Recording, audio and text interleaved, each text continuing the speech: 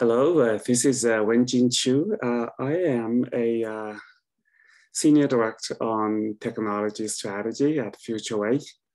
And today's recording is a presentation I did for the very first Trust over IP Mini-Summit in Dublin on September 14. So the presentation is a reference architecture for Trust over IP. I did this first time in the Internet Identity Workshop, IIW, back in April 25th of 2022. And so this is a relatively minor revision of that talk. Let me put this into presentation mode. And I'm making this recording so I can share this with the TOIP community who may not be able to either join or remotely on that mini summit. Okay, so some of the work that's presented here are ongoing work in the TOIP Technology Architecture Task Force to see a more complete specification and of that ongoing work. There's a GitHub link shown here. A Slack channel, please join. And for more context of that work, visit the wiki. And I also did a general introduction of the same topic that might be more suitable for a non-technical audience. And that is available from the Linux Foundation Open Source Summit. I provided a link here, which has the presentation material there. I believe there will be a YouTube video released soon afterwards as well. So feel free to seek those out. The previous presentation I did for IIW, it's provided in the top of this page, so that the long link there is the proceedings they published for IIW, which has the links for the video as well as the presentation material as well. So feel free to find those additional information. So anyway, today's talk, we can address what is known, what I will call a reference architecture, and what that means. I think the best way to start with the TOIP's stack picture that many of you may be very familiar with. In the stack picture, we always talk about 4 layers, and you can see the 4 layers. And I'm not going to go into details of introduction of what the 4 layers are, but essentially we start with the bottom layer of sort of like some kind of a public utility, some kind of a supporting functions. And then the second layer is a type of a peer-to-peer communication. So this is where really interoperability comes to play. And that's the critical layer. In layer 2 is how do we ensure universal interoperability for any device, any person who want to participate over the internet or other type of a medium. And then be able to really have trust versus the native internet that we understand that trust is something that's really missing. And so that's layer 2. Layer 3 then produces various kinds of patterns of tasks that we typically relate to trust.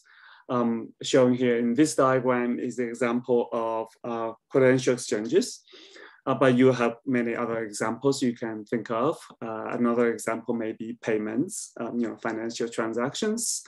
Another example may be related to messaging or stream media or metaverse, and there are many examples that we can dive into in that. That is a recognized pattern of a trust task that can be reused. You may be able to then use these patterns and compose them together and produce a more complete application. So that would be our layer 4. Okay, so the bottom line is that all of these things cannot work alone based on technical design. And we have to then match that with a comprehensive governance stack, similarly layer by layer. And these governance really combined together with the technical tools allow a full implementation that really achieve all the goals we have. So in a way, that was the sort of a conceptual diagram that we're all familiar with. And the reference architecture is really for, if you are a product manager, if a software developer, or you are in a policymaker who really want to take these concepts into something that's concrete and implementable or deployable, etc. Right? So we need some precision of precisely how this would work. What does that mean? If you are designing a protocol, what does that mean to you? Or if you are trying to design a governance framework, what does that mean to you? How do we make this language more precise? How do we use these to guide us to actually design products or solutions, etc. And so that's what we were trying to capture here. Anyway, so what is a reference architecture? It is a decomposition of a complex system. So typically we need that because the system is very complex, and it's an abstraction of that consists of a list of component subsystems and then interactions with each other or with an external system. So it's typically a generalization of various viable solutions. People have experimented, people have implemented even various ways of doing this. And the generalization allow these different ways to be able to find the common ground and maybe agree on the way for interoperability, right? That's the idea. So also introduce the whole set of concepts and terminologies, which will help make things more precise. So we can crystallize the most important architectural considerations and leave other details for implementation. So it bounds us together in some way, and we all have a common understanding and why we want to bond together this way. We're all familiar with the term stack. A stack is viewing this particular kind of decomposition vertically in functionality. So where each high layer incrementally adds functionality on top of layers below it, right? And it's a very suitable way of thinking about it within a particular domain where dependencies are clearly ordered, and then you have a suitable way of thinking about how do I add functionality layer by layer. So that's why we think of it as a stack. But it's not very suitable for capturing relationship that is horizontal or between the domains, we will call it. And that is the strength of a reference architecture. So a reference architecture in that sense is a prerequisite to understand a stack. And a visual analogy of that is thinking about human interactions between organizations. So in this picture, I'm showing the downtown of San Francisco, and you may have high rises which showing many layers, And we can imagine the lower layer is a particular department and higher layer, etc. So you could organize these complex systems between different stacks and have an orderly relationship from top to top down, right? On the other hand, we also may, need lateral support. So, for example, my attorney may be an outside agency, my accountant may be an outside agency, etc. And so you have lateral relationships with another corporation, which by itself also have this vertical stack around it. So now you have two types of really interactions. One is up and down, we call a stack, and one is lateral, which we will call protocols. Okay. So that's, nice. And so more precisely, I think internet architecture gives us a great example of what we're talking about. And on the left side is a stack on an internet end system. So by that, we mean like your laptops and computers and servers, or your phone, for example, right? Each of them actually implement a particular stack. And the most common one we know of, and all of these systems nowadays implement, is the so-called TCP/IP stack, which is actually shown on the left side. And it gives you a particular way of thinking how the data is organized and how functionality is layered on that stack. On the right side, on the hand, is really showing the entire internet, how it's structured. And so that is, what is between end system A and end system B. So on the right side, you will see maybe in this area is shown as let's say, a Ethernet with, computers connect to it, or a Wi-Fi, and you have, your mobile phones connect to them, right? So this requires a router by the internet architecture. The router then connects this particular local area network to a routing domain. And that domain then interconnects with other domains using a protocol we will call an interdomain routing protocol, for example, most commonly BGP. Within the domain, there's a routing protocol, for example, OSPF. And then they work with IP forwarding layer, and they eventually also go down to a lower layer, maybe with a device that's optical fiber, etc. So all of these eventually connect hop by hop to the other side of a local area network that may or may not be using exactly the same network architecture, but in the end reach another host B. And that's how internet interconnects them, billions and billions of devices, and span the whole globe worldwide.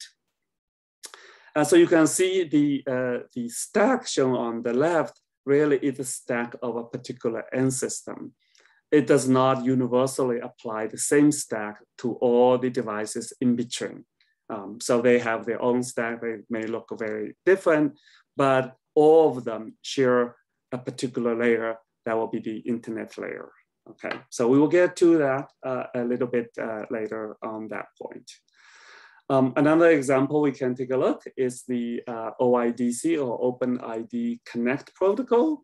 The people may be familiar with federation, etc. So this is how a particular way this may work. And on the left side, I've cut and pasted the diagram in the IETF spec. It is shown or constructed in a little bit interesting way. So on the right side, I just flapped the end user out so it makes it slightly more clear. Essentially, you will have a relying party on the left and the end system on the right. And typically each end system need to log into a relying party, we're familiar with, so that will be the authentication.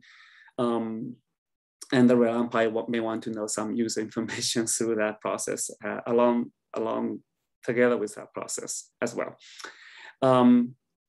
So that creates a challenge because the end user there are many of them, need to deal with many different relying parties, or think of relying party as a website you may want to go, maybe do browsing or purchase, etc.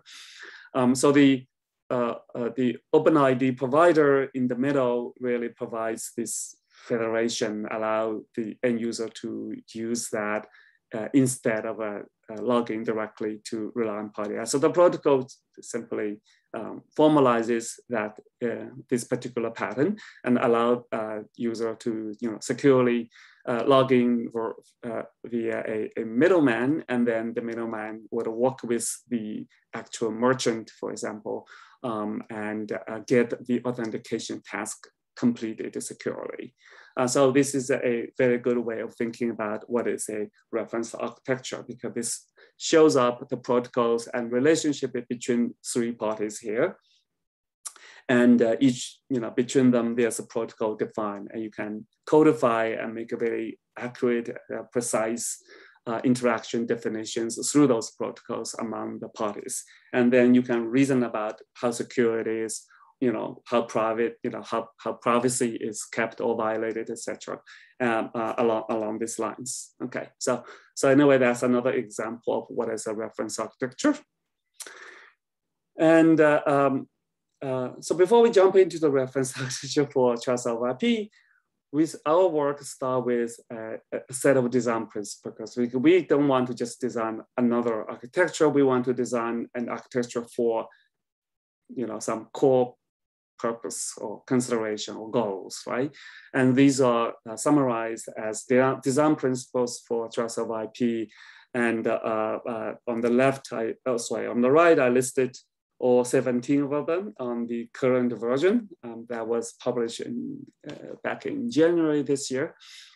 On the left, I made some summarize. Again, most of it because it's a technical architecture, so we mostly focus on the technical side of the principles. And really the goal is to reach universal connectivity or universal interoperability or reachability, how you want to call it. And the methods involved is, this so-called Hourglass principle or end-to-end principle. We come to all of that. And the second one is decentralization. Naturally, that is both for connectivity or interoperability, but also for the fact of human privacy and confidentiality as well.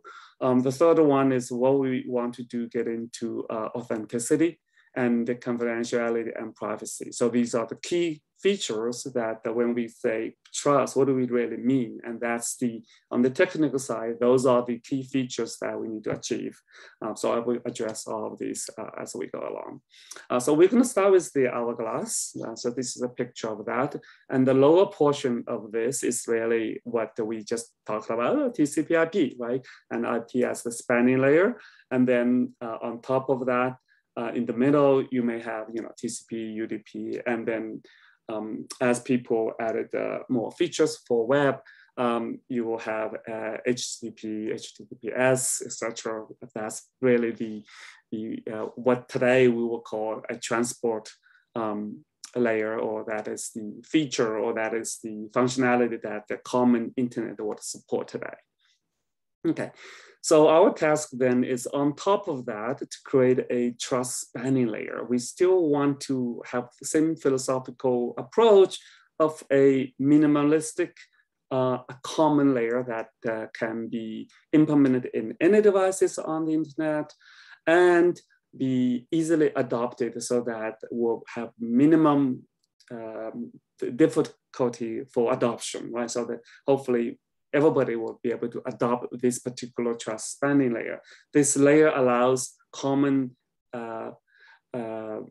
minimum functionality for trust, and we're going to start to define that. But once we have that, then this allows then higher layer immediately to be able to build on top of this basic layer and create all kinds of trust tasks or trust applications and all that richness in features. So that's the basic concept on that. With that, we come down to the top level reference architecture. And each of these, we will go into a detailed explanation what each one means and how they are different. But it's relatively easy to start with the key concept, I think, is that subsystems, where we divide a large complex system into subsystems, they are delineated by locus of control, or that we've been using the word domain. Okay, and so the locus of control really means who has power and decision making, and you may even need to have possession of certain things, and so that's the locus of control, the area that you have actually, or a party really has real control, operational control of it, and they interact with a set of protocols. Not just one, and these are shown as these dotted lines. So there are three type of subsystems. Endpoint system are the systems we are familiar with. So those are the end systems in the internet architecture. So your phone, your laptop, your computer, your server, they are all endpoints, essentially, a computer, right? It can be very small, it can be very sensors, devices, anything that can fit into these architecture. Now, some of these systems can be huge. They are artificially called a particular endpoint system. So that requires very strong locus of control in order to sort of formulate that as if it is a single system. And some are very, very small. It may not even have the necessary computing power to connect to the regular internet even. Even that small system, maybe powered with a battery, etc., can also be considered an endpoint system. Supporting systems, and then intermediary systems that put all three type of systems together. We're going to go explain each one of them. And so each one of them, just keep in mind that have its own stack. So when we talk about particular stack, we need to say which system's stack. Now, by default, most people are referring to is the endpoint system stack. Just like when we talk about TCP/IP stack, we meant the laptop, not the switches or the routers, right? Okay. Okay, so the first protocol then is the protocol we've always been referring to as the trust spanning protocol. So that's between two endpoint systems. It's a peer-to-peer protocol. It is between end systems. So that's one. And that's probably the most critical one we're going to discuss. The second, oops. Okay, the second is the protocol to access supporting system. So what are the supporting system? Remember that we want to create some kind of trust between two endpoints. Let's assume the two endpoints are complete strangers. How can they bootstrap some kind of trust so that they could then maybe incrementally add more and more trust between them as they need to accomplish some tasks that require trust, right? And so they cannot do that entirely, completely on their own. They can almost do it, but not quite. And that's what these supporting systems do, is give them a support function that are needed in order for the endpoint system to be able to establish that trust. And there are many types of supporting system. So I've listed some examples here. It could be a ledger, could be even a blockchain or functionality built on top of a ledger. It could be a pool of witnesses, like in Web of Trust. It could also provide other kind of functionalities like accounting, auditing, reputation, discovery, etc. So many of these things could happen as a form of support system. And we have both the privileged one and unprivileged one. And the privileged simply means that it is in the root of trust. It is part of how, so you rely on this system for your own establishment of trust between the two parties. If that's the case, then we will use the word privileged to indicate those systems. Okay, so that's the supporting system. Intermediaries are a different type of helping functionality. So intermediaries typically perform message forwarding and other intermediating functions. So these can be, so the key thing is they are not they're not in the trust path, right? They're not in the chain that establish the trust relationship between the two endpoint systems. However, they can help deliver the message for you in a more convenient, more functionally rich way, for example. And many of the examples in these systems allow the user to be able to offline. So you can come back and the message is waiting for you, right? So that's buffer or storage of the message, or you have multiple devices and you may be picking a different device along the conversation. So the message then need to find out like which device you are on and deliver to you. So all those functionalities are really needed for a convenient application, but they are not strictly mandatory in a theoretical sense, right? So those are the intermediary system, and they are quite different in this character with supporting systems. All right, now we jump into explaining what is in the end system. So when we talk about the stack on an end endpoint, this is a stack we're referring to. So we divide that again to the 4 layer, excuse me. And as we talked about, because it's delineated by the locus of control, it's very important to separate the interfaces, which we use that word to mean the interaction between the layers, and the protocols are lateral. So that is interaction with another subsystem, not this particular end system, right? That could be to another endpoint system, could it be to a supporting system, could it be to a intermediary system, and you can have many of these, of course. So that's the a very clean abstract view of what is an endpoint. Now with that, we can talk about the most important trust spanning protocol. So the trust spanning protocol is between 2 endpoints, A and B, and it is in layer 2. So that will be showing here between the 2 layer 2 entities of the 2 endpoints. And we assert that this trust spanning protocol only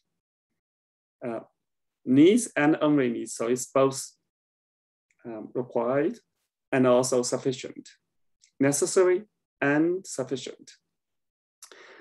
And so the 2 things that you need to really support, one is a identifier, sorry. So that think of that as an address, right? So in the IP protocol, this will be IP address. So that's a DID or a AID, a identifier that satisfies certain properties. Number 2 is then between the 2 endpoints have a messaging protocol, and the messaging protocol it has certain properties as well. And the properties we really talking about here is summarized in 3 points. Number 1, that is mandatory, is authenticity. And the authenticity simply allows the DID and the entity that DID identifies to be able to verify to each other, right? Both parties are happy and are certain that they are talking to this unique entity you're referring to by this particular DID. And so that is authenticity part of that. And optionally, then you can add confidentiality. If happen to be two persons talking about confidential information, naturally you want to do that. In other cases, this is you might find cases you don't necessarily need it, and so it's a choice. And the privacy, which is really showing what information can be disclosed.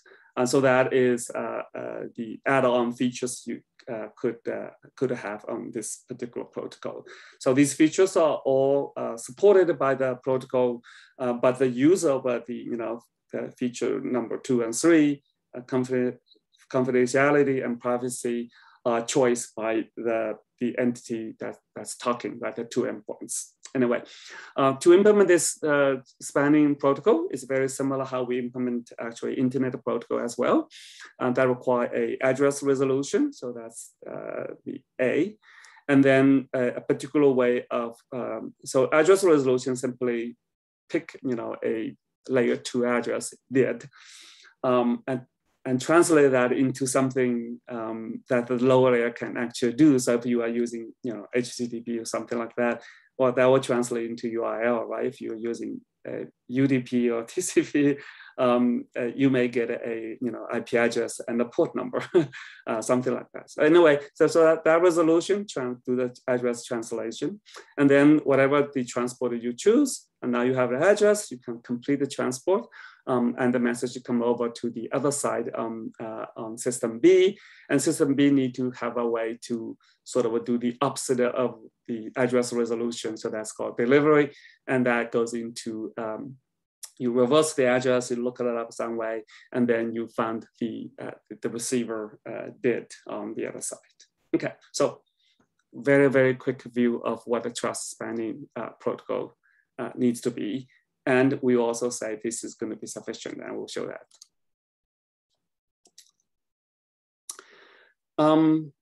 Okay, so now we want to maybe dive a little bit deeper on how the end system, in order to sort of implement this this trust spanning protocol, what kind of support is going to need.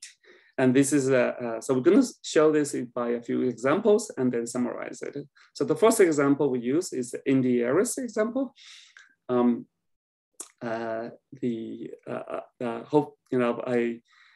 if you're not familiar with the Intermediaries, which are two of the very common open source implementations for a ledger for supporting DID, and also for a wallet, I would call it, as a client on the endpoint system. So the left side endpoint system essentially implements the errors and using the libraries. And on the right side is a supporting system. So in this case, the supporting system is Indy Ledger, right? Or the service provided by Indy Ledger. Oh, sorry.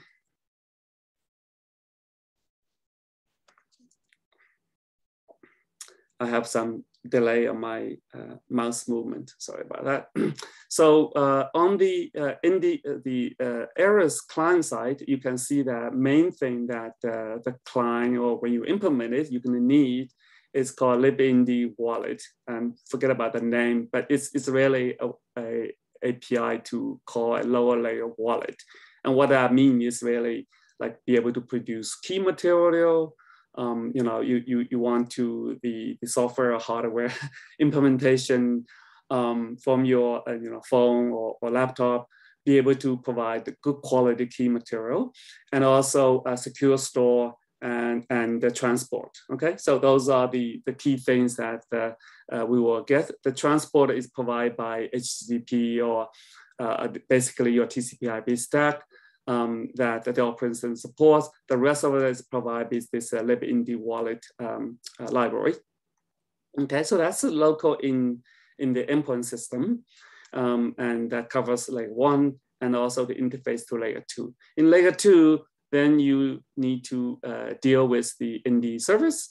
And then remember layer 2, all we need is be able to sort of get our address working properly, and also some kind of the protocol to to deal with the other side, right? And so that potentially, you know, if in the Eris implementation, that will be again, I put a few name of the libraries here, LibIND pool, LibIND ledger name. These are the ones that allow you to maintain the DID.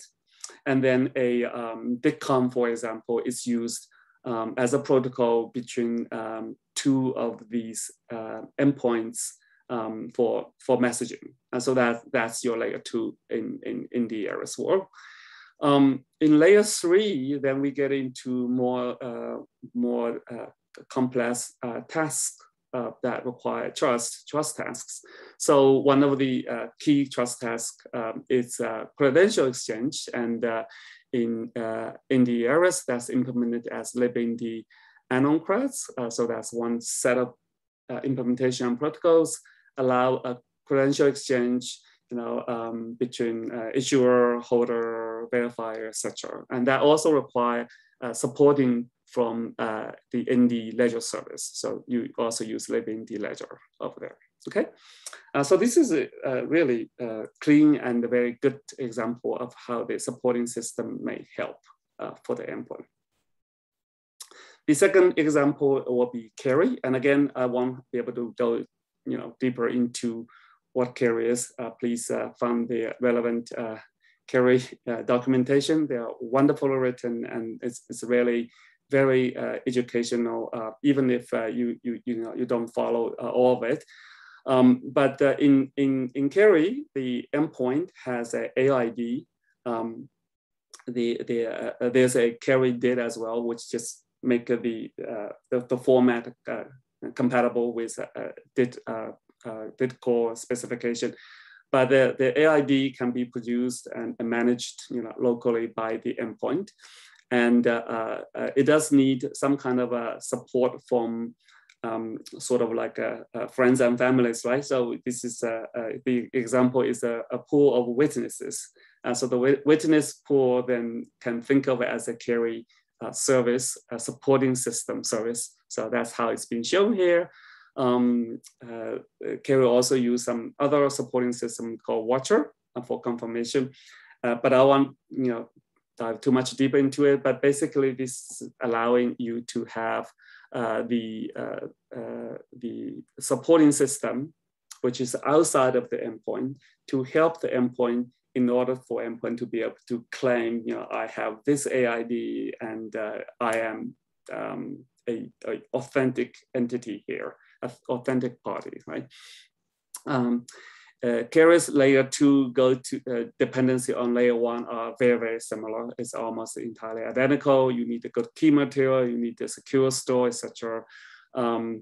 Implied in that is you have some kind of a secure computing there too. And also implied in that is that you have a HTTP or other kind of internet service allow you to do the, be able to reach to the supporting system, right? So this is the supporting system stack, and on the left side is the endpoint system stack. And then in layer 3, if you want to implement, you know, verifiable credentials, there you go, you can do that as well. And so that is the layering and how that shows up for carry endpoint, and the supporting system that is envisioned to enable that carries endpoint. So another example of how endpoint and supporting systems relate to each other. Okay, so if we put those two together and generalize it, this is what we get, right? So we have two halves, endpoint A and B. They would like to, you know, make a trust spanning protocol between them and potentially other protocols in higher layers as well. And in order to do that, they need some kind of support. And on the left side, you get a support from one type of supporting system or supporting systems in plural. On the right, you may choose a different type of supporting system to, you know, to help you. Maybe on the left side is implementing the user Eris, and right side is implementing user carry. So now you have a common model of showing how these systems work as well as a common protocol. It's called the trust spanning protocol between the two layer 2 entities. However, they identify them. So that's the common agreement we will need to between the two two entities, A and B, right? The endpoints. The supporting system, on the other hand, can be very diverse. It doesn't have to be all exactly on the same. They don't need to be all in Indy. They don't need to be all in Carry or in other systems. Okay, so that's the generalized reference architecture. I think this is probably the most interesting and a clear representation of how we can reach universal interoperability while keep all the rich, implementation and diversity and requirements and functionalities that can, people in different background or requirements can actually develop and deploy as a rich ecosystem. Okay. Oh, I'm going backwards. Okay. So we haven't addressed the intermediary systems yet, and so this particular picture is using did come as an example for the intermediary systems. Again, this is one example of it, and then we can claim that this, can be generalized for any of this trust spanning protocol. So in order for system A and B to implement a trust spanning protocol between them, sometimes you need a middleman, but we don't, we always worry about the middleman. So the middleman in this case is designed such a way so that they are not in the trust path. That means that a compromise to the middleman, or even if they misbehave, they do not destroy and impact the trust relationship between A and B, and they are not mandatory. They are not also not a single entity, so you can choose any of the middleman you want based on maybe scalability or your commercial relationship with them, or cost, or whatever the criteria may be. And so that's one example of how the intermediary system can be used to really provide much richer, more convenient trust spanning protocol and other protocols potentially. Again, this I've added since my first time presenting this another example that is known as Web 5 or TBDEX or decentralized web nodes or decentralized web platforms. All of them use a similar kind of a concept and design. So in this case, the transport of things between them are through a IPFS transport layer. And so the IPFS provides replication mechanisms so that you can have many of these services available. And so two end systems can then pass the information along between the two, and with very good decentralization and privacy along the way. And so this is another model potentially that can be done. With this model, what the two endpoints are doing is actually a direct end-to-end system trust spanning protocol, but it's intermediated by IPFS. So you can imagine, for example, I can produce a mailbox and associated with a DID, and then two endpoints can simply deliver a message to the mailbox through IPFS API. So that is yet another way for implementation that will achieve all these goals we set out to do. And you can see that this would be a very different kind of a protocol in the lower layer, and how the intermediary system help to deliver the trust spanning layer. So the trust spanning layer in this case is really interface going with layer 1, and that allows the two parties to go directly be able to communicate. Okay, so that is the messaging and the message mailbox are essentially your messaging protocol part of layer 2. Okay, yeah.